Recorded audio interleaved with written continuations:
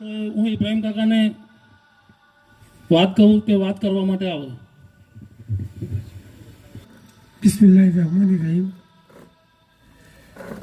New vision હાઈસ્કૂલના એટલે કે Anjum education and welfare trust આ ટ્રસ્ટીઓ, ગામના સરપંચશ્રી તેમજ ગામના તમામ આગેવાનો, શિક્ષકગણ, બાળકો. ઇદ્રીસભાઈ વાત ઘણી બધી કરી દીધી છે, પણ હું પાયાની વાત કરું તો 2002ની અંદર હું આ ગામની અંદર સરપંચ હતો. એ પછી હું જિલ્લા પંચાયતમાં ચૂંટાયો અને સતત 5 વર્ષ જિલ્લા પંચાયત રહ્યો. એ પછી બીજી ટર્મ પણ જિલ્લા પંચાયતની હું ચૂંટ્યો. તમારા બધાના સહકારથી હું જીતીને આગળ વધ્યો. જાહેર જીવનનો માણસ હોવાથી સતત ચિંતા રહે કે ગામમાં કંઈક નવું થાય અને આપણી હાજરીમાં કંઈક વિકાસ જેવું દેખાય, એવા પ્રયત્નો કરવાના આજ સુધી પ્રયત્નો કર્યા. 2004ની અંદર એવું વિચાર્યું કે આ ગામના બાળકો જે સ્કૂલની સિદ્ધપુર સુધી ભણવા જાય છે એમાં બાળકીઓને જવાનો ઘણો બધો પ્રશ્ન છે અને આપણી બહેનોને આપણે 7મા ધોરણ પછી ઉઠાડી દઈએ છીએ અને ડ્રોપ આઉટ કરી દઈએ છીએ કે જેથી આગળ ભણી નથી શકતા. એટલે મેં નક્કી કર્યું કે લાવો આપણે એક સ્કૂલની માગણી કરીએ. એ વખતે સંજોગો સારા હતા કે દરેક ગામની અંદર જો સ્કૂલની માગણી કરી તો 2-3 વર્ષની અંદર ગ્રાન્ટેબલ સ્કૂલ થઈ જતી હતી અને સરકાર એમાં ગ્રાન્ટ આપતી હતી અને સ્કૂલો ચાલતી હતી. 2004ની માર્ચ મહિનામાં મને ખબર છે કે મારા ટ્રસ્ટીઓ સાથે હું સ્કૂલની માગણી કરવા માટે ગાંધીનગર પહોંચ્યો. કેટલાક લોકો મારી સાથે હતા, એ મારી મજાક પણ કરતા હતા કે તમે 400 લોકોએ માગણી કરી છે, આખા ગુજરાતમાં 400 અરજીઓ હતી અને એમાં તમને સ્કૂલ મળશે, તમે સ્કૂલની માગણી માટે અહીંયા આવ્યા છો, અલ્લાહની જે મરજી હશે એ કરી. એમાં એક પ્રેમજીભાઈ, આજે એમને યાદ કરવા જોઈએ મારે ખરેખર, એ મણુજ ગામના વતની હતા અને ટ્રસ્ટી હતા માધ્યમિક બોર્ડના. એ અમારા મક્તબા જાફરિયામાં જે અત્યારે પ્રમુખ છે એડી મોમીન સાહેબ, એમના મિત્ર હતા. મને મણુજ લઈ ગયા. આગળના દિવસે મણુજ જઈ મને એમને જમાડ્યો, બધી વાત કરી, ગામની પોઝિશન કીધી કે ભાઈ આવું છે, મારે સ્કૂલ ચાલુ કરવી છે એટલે કે તમે અરજી કરી જાઓ. એ વખતે 25,000 રૂપિયા ફી ભરી અને અરજી કરવાની હતી. અલ્લાહ તાલાએ થોડી રોજી આપી હતી. 25,000 રૂપિયા મેં મારી પાસેથી જ ભર્યા હતા. ભરી અને અરજીની માગણી કરી. જ્યારે ત્યાં પહોંચ્યા, બધું કહેવાનું એટલા માટે થાય છે કે આવો પહેલી વખતે મોકો મળ્યો છે કે લોકો સમક્ષ વાત મૂકી શકીએ.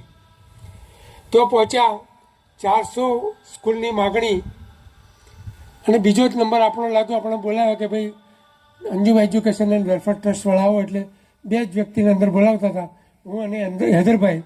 આજે મારી સાથે અહીંયા જ છે એ હૈદરભાઈ. અમે બંને જઈને બેઠા, નકશો બતાવ્યો બધો કે અમે આ જગ્યાએ સ્કૂલ ચાલુ કરવા માગીએ છીએ, અમારી ગામની પોઝિશન આ છે, એટલા બાળકો બહાર ભણે છે.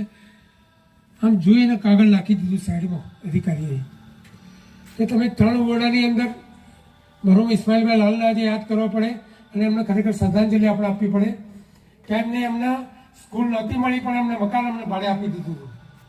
એમને 2 વર્ષ સુધી અમારી પાસે ભાડું પણ નહોતું લીધું. અમે જે નકશો મૂક્યો કે તમે આમાં લેબોરેટરી ક્યાં બનાવશો, આમાં મૂતળીઓ ક્યાં બનાવશો, બાળકોનો ક્યાં બેસાડશો, અમારી પાસે જે જવાબ હતા એ જવાબ અમે અમને આપ્યા.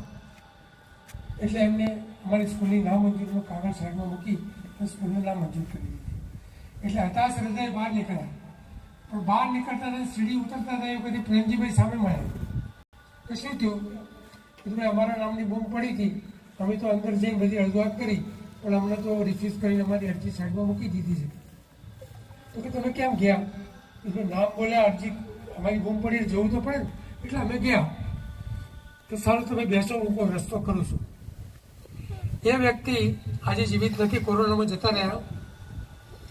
એ જ્યારે અંદર એમને ટ્રસ્ટીની મિટિંગની અંદર એમને જો ગોઠવવું તો ગોઠવી કરી અને જ્યારે મંજૂરી 4 વાગે આપવાની થઈ એટલે બીજો જ નંબર, પહેલો નંબર બીજાનો, બીજો જ નંબર આપણને બોલાવી અને આપણને મંજૂરીનું લેટર એમને આપી દીધું. શરત એક હતી એમાં કે 3 લાખ રૂપિયા તમે જ્યાં સુધી મકાન ન બનાવો સ્કૂલનું ત્યાં સુધી તમારે ફિક્સ ડિપોઝિટમાં મૂકવા પડશે અને તમને સરકાર 1% પણ ગ્રાન્ટ નહીં આપે. આ એક કન્ડિશન હતું. એ વખતે મંજૂર કર્યું અમે. રાજેના એગ્રોમાં અમે વખતે એમની સાથે જોઈન્ટ હતો. મરહુમ અબ્દુલ્લા શેઠે મને 3 લાખ રૂપિયા એ વખતે આપ્યા અને હું એ 3 લાખ રૂપિયા ફિક્સ ડિપોઝિટ મૂકી દે જો સુધી મકાન ન બની ત્યાં સુધી. એ રીતે આપણે સ્કૂલ અહીંયા ચાલુ કરી. શરૂના 20 બાળકોથી આપણે સ્કૂલ ચાલુ કરી 2004ની અંદર. આજે 21 વર્ષ તો એસએસસીના બોર્ડમાં આપણે પરીક્ષા આપી રહ્યા છે. લગભગ 840 વિદ્યાર્થી અહીંથી એસએસસી પાસ કરીને નીકળી ચૂક્યા છે. એમાં મોટા પાયા પર આપણી બહેનો છે. જ્યાં સુધી 40 તો સુધી ચલાયા કર્યું. મિત્રોનો સહાય હતી, મિત્રો આપતા હતા. ક્યાંક બહાર જાઉં તો પણ લોકો મને ના નહોતા પડતા. પણ અત્યારે મોંઘવારી પ્રમાણે આપણે પગારો જોઈએ, આ બધું જોઈએ તો પહોંચી ના વળી શકાય. વિદ્યાર્થીની ફી વધતા 3,000થી ચાલુ કરી હતી આપણે વર્ષની 3,000, તો એથી મળીને અત્યારે 5,500 રૂપિયા લઈએ છીએ. ત્યારે મોંઘવારીના સમયમાં અને 2004 પછી નજીકમાં ગોગલાસણ, મક્તબા જાફરિયા, ફિરોજપુરા આ બધી સ્કૂલો ઘણી બધી ખુલી. એટલે દિવસે દિવસે સંખ્યા ઘટવા માંડી. સંખ્યા ઘટતા છેલ્લા 2 વર્ષથી તો ધોરણ 9 અને 10 એમાં 25 વિદ્યાર્થી જ આપણી પાસે છે. 50 વિદ્યાર્થી ભણાવવાના અને 4 જણાનો પગાર આપવાનો, ઇલેક્ટ્રિક બિલ ભરવાનું, મેન્ટેનન્સ કરવાનું, આ બધું પહોંચી નથી વળી શકાતું. જ્યાં સુધી હિંમત હતી ત્યાં સુધી લડાયા. પછી ભાઈ ઇદ્રીસભાઈ અને અનસભાઈ બળુન એ લોકોની ટીમથી મને સહકાર આપ્યો. છેલ્લા 3 વર્ષથી મને એમણે સહકાર પણ આપ્યો છે અને જો જરૂર પડી તો ખડે પગે ઊભા રહ્યા છે. મને નવાઈ લાગે છે કે આપણા કરતાં નાના ગામ, આજુબાજુના ગામડા ગણીએ તો ખડિયાસણા, રસલુપુર, વાધણા, ડિંડોલ, છાટાવાડા, નિદ્રા, ઘણા બધા ગામના નામ આપી શકું, મજાદર, કે જે પ્રાથમિક શાળાઓ પોતાના ખર્ચે લોકોએ ચાલુ કરી છે. રસલુપુરમાં કાલે એક બેન મારી પાસે અમારા તાલુકા નગરપાલિકામાં ડેલિગેટ ચૂંટાઈને આવ્યા છે. એ બેઠા તો બેન શું કરો છો? કે હું રસલુપુર સ્કૂલમાં ટીચર તરીકે છું. શું પગાર મળે છે? એટલે કે 10,000 રૂપિયા પગાર મને ઘરે આપે છે. કેટલું ભણ્યા છો? એટલે કે BA BEd ભણે છે કાકા હું. કેટલા વિદ્યાર્થીઓ છે? મને કે 430 વિદ્યાર્થી છે. તમે વિચાર કરો કે રસલુપુર ગામ નાનું આપણાથી, એક જ જમાતની સ્કૂલ અને 430 બાળકો જો તો ભણતા હોય, અહીંયા 50 બાળકો પણ ભેગા ના કરી શકીએ તો ખરેખર શરમની વાત કહેવાય. અને બધી આપણી જ ઉણપ છે કે આપણે લોકો સુધી આપણો અવાજ પહોંચાડી નથી શકતા, આપણે લોકોને સમજાવી નથી શકતા, એજ્યુકેશન વિશે વાત નથી કરી શકતા. પણ એજ્યુકેશનનો જમાનો છે. જે નહીં ભણે એ રહી જશે, જે નહીં ભણે એની જિંદગીમાં ફેલ થઈ જશે. એમાં બહેનોનું રિઝલ્ટ જોઈએ. અમે જ્યારે મક્તબા જાફરિયામાં 2008ની અંદર સ્કૂલ ચાલુ કરી એટલે 8% બહેનો તો ભણતી હતી. 8%, 100એ 8. અત્યારે તો 46.7 છોકરીઓ ભણે છે. એટલી બાળકીઓને આપણે બચાવી શકીએ છીએ. અહીંથી પણ જેટલી બાળકીઓ જે સીટ પર ભણવા નથી જતી, ઊભી થઈ જતી હતી, આજે એસએસસી પાસ થઈ છે, સારા રિઝલ્ટ પણ લાવ્યા છે. એક વખત તો બોર્ડમાં થોડાક માટે રહી ગઈ હતી સનાબેન ઇકબાલ PRજી. બોર્ડની પરીક્ષામાં થોડા માર્ક્સ મળે રહી ગઈ હતી આપણી વિદ્યાર્થી અહીંથી. એટલે રિઝલ્ટની બાબતમાં કહીએ તો પણ ઇદ્રીસભાઈ વાત કરી, આ સાલે આપણે 97% રિઝલ્ટ છે. એસએસસીનું 97% રિઝલ્ટ. એક જ વિદ્યાર્થી ફેલ થયું છે. પરંતુ આ બધું હોવા છતાં જો આપણા સ્કેમતો ના હોય, સાધનો ના હોય, સહકાર ના હોય કોઈનો, તો આપણે પછી ના ભણી શકીએ. એટલે પરમ દિવસે એક મિટિંગ રાખી, કેટલાક બંને જમાતના લોકોને બોલાવ્યા હતા અને મારી વાત મૂકી કે ભાઈ હવે પહોંચી વળી શકાતું નથી તો શું કરવું. એમણે સારું સજેશન આપ્યું મને કે તમે ગામમાં, આખા ગામમાં કહો અને હિન્દુ મુસ્લિમ બધાને ભેગા કરો અને બધાને વાત કરો. જો બીજા ગામડા સ્કૂલ ચલાવી શકતા હોય તો આપણે કેમ ના ચલાવી શકીએ. એમને મારા ભાઈ ખર્ચનો હિસાબ માંગ્યો. તે વખતે આચાર્ય હાજર હતા. તો વર્ષે દિવસે 4 લાખ રૂપિયા જેવો પગારનો ખર્ચો થાય છે. એમાં 1,00,000-1.5 લાખ રૂપિયા આપણી પાસે ફી આવે છે. થોડીક વધારે આવી જોઈએ, પણ ઘણા બાળકો એવા પણ હોય છે કે જે ફી નથી ભરી શકતા, એમની માફ પણ કરી દેવી પડતી હોય છે અને એમને પણ ભણાવવા પડતા હોય છે. એ 1.5-2 લાખ રૂપિયા આપણી પાસે આવે તો પણ 2-2.5 લાખ રૂપિયા આપણી પાસે દર વખતે ખૂટે છે, જે વહીવટ કરવામાં ખૂટે છે. મેન્ટેનન્સ કરવામાં તો આ બિલ્ડિંગને બનાવ્યા છે 15 વર્ષ થયા છે, એનું પાછળનું પ્લાસ્ટર પણ બાકી છે, કઠેડું પણ બાકી છે, આ દીવાલ પણ બાકી છે. જો આ બધું આપણે કરીએ અને સારી રીતે આ સ્કૂલને ઊભી કરીએ અને ગામ આખો એમાં રસ લે અને સહકાર આપે, ખૂબ લોભી કોઈ હાથ લોભો કરવાની જરૂર નથી. તમારામાંથી થોડો ખર્ચ બચાવીને પણ જો તમે આ સ્કૂલને આપશો તો ગામના બાળકો ભણશે, કઈ જમાતના ભણે છે, કયા સમાજના ભણે છે, એ આપણે કશું જ જોવાનું નથી. એ એજ્યુકેશન લે છે, એ જ વાત મહત્વની છે. એમને એજ્યુકેશન આપવું એ નબી સાહેબના વખતની વાત કરો, કદાચ મોદી સાહેબને ખબર હશે કે એમને એજ્યુકેશન માટે તો આપણા ઇસ્લામિક શિક્ષકો નહોતા મળતા, તો એ બીજા ક્રિશ્ચિયન સ્કૂલો પાછળ બી આપણને ભણવાની પેલી કરી હતી કે ભાઈ તમને જો ઇલ્મ ના મળતું હોય તો ઇલ્મ લેવા માટે તમે ચીન જાઓ. આટલું બધું હોવા છતાં આપણી પાસે મકાન છે, લોકફાળાથી મેં મકાન બનાવ્યું છે, મારા પોતાના ખર્ચેથી કોઈ બનાવ્યું નથી.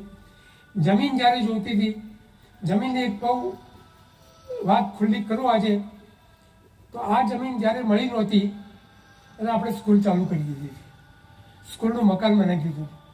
ઉસ્માનભાઈ બાળવા, બળવંતસિંહ રાજપૂત અને ગામના પણ ઘણા લોકો એક રૂમ મને બોલ્યા હતા અને એ રીતે કરી અને આપણે ફાળો ઊભો કરી અને સ્કૂલ ઊભું કરીને ઓપનિંગ કરી નાખ્યું હતું. જ્યારે આ જમીન મેં માગી તો સરકાર મેં નક્કી કરી દીધું કે મારે કોઈ લોજ કે પ્રલોભન આપવું નથી.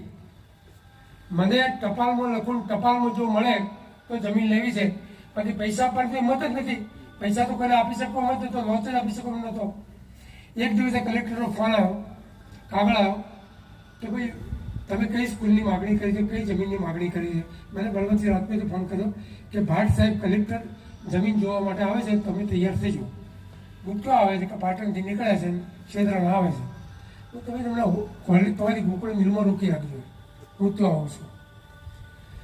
તો પહોંચ્યો એ બળવંતસિંહ શું છે, હું કીધું સ્કૂલનું તો આપણે ઉદ્ઘાટન કરી નાખ્યું છે અને કે મરી જશું આપણે હારે.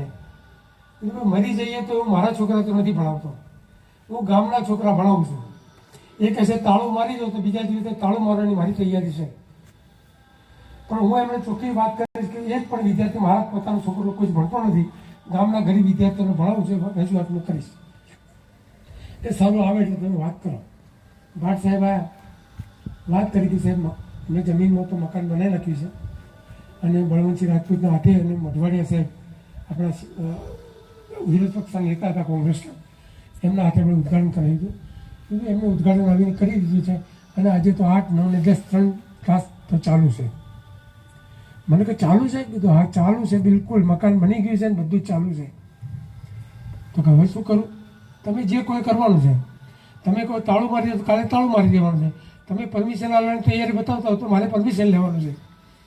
તો કે પરમ દિવસે તમે કલેક્ટર ઓફિસ આવો અને તમે આગળ રમતગમતનું મેદાન મારી પાસે માગો, એ આપવાના પાવર મારા છે. હું તમને 1 રૂપિયામાં 30 ગુંઠા જમીન આપી દઈશ. અત્યારે કરોડોનું અવલોકન કરીએ આ જમીનનું, કરોડો રૂપિયાનું, તો કરોડો રૂપિયામાં આપણને જમીન ના મળે. હું 3જા દિવસે પહોંચ્યો, મારી પાસે અરજી લીધી, 5મા દિવસે મને 1 રૂપિયા ટોકનથી આ જમીન આપી દીધી એમને. અને મને કીધું કે જે મકાન તમે બનાવ્યું છે એમાં તમને દંડ થશે. હું સાહેબ દંડ થશે તો મારા લોકો પાસે લઈને ભરવું પડશે. એમને 6,700 રૂપિયા દંડ મને ખાલી કર્યો હતો. 6,700 રૂપિયા દંડ અને 1 રૂપિયા જમીનનો, એમાં મિલકત ઊભી છે અને લોકોએ જે ડોનેશન આપે એમાં ઊભું કર્યું છે. આને જીવાડવું કે બંધ કરવું એ ડિસિઝન આપણે આજે લેવાનું છે. જો આપણે સ્કૂલ બંધ કરવી હોય તો પણ મારી તૈયારી છે. એક અડધો કાગળ લખીને મોકલીશ એટલે સ્કૂલ બંધ થઈ જશે. પણ આ મિલકત ફરી તમારા હાથમાં કોઈ દિવસ આવશે નહીં. અત્યારે જે તુષ્ટિકરણ થયેલું જે રાત ચાલે છે એ પ્રમાણે તો આપણા સમાજમાં આપણે અરજી કરીશું તો પણ આપણને નવી સ્કૂલ કે કશું મળવાનું નથી. એવા અત્યારે વાતાવરણ એ ટાઈપનું છે. પણ એમાં પણ હવે સરકારે થોડું ડિસિઝન બદલ્યું છે કે એક તાલુકામાં 4 થી 5 સ્કૂલો એ લોકો સરકારી બનાવે છે. ગઈ સાલે પણ એમને મુડાણામાં બી આપી છે, દેથળીમાં બી આપી છે, નોંધોત્રીમાં પણ આપી છે, સરકારી સ્કૂલો આપી છે. આપણી અરજી ચાલુ જ છે.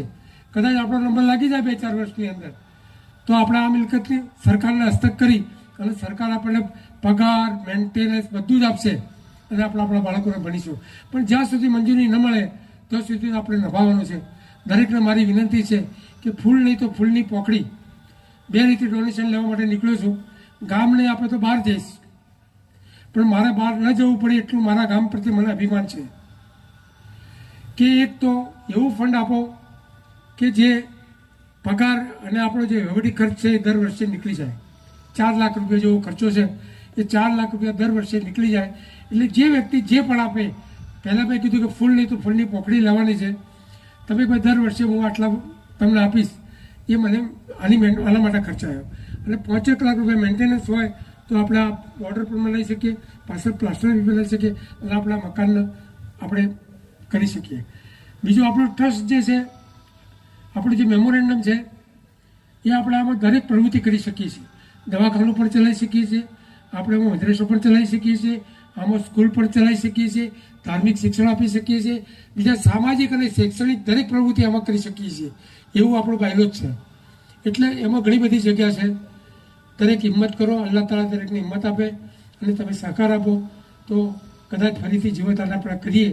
અને આ માટે કોઈના પણ જે પણ સૂચનો હોય એ મને સૂચન આપે બધા. અને દરેકને અહીં આવીને બોલવાની છૂટ છે. જેને જે પણ કહેવું હોય એ કહેજો, અમે શાંતિથી સાંભળશું અને એને જે જવાબ આપવો છે એ અમે જવાબ પણ આપીશું. ખુદા હાફિઝ.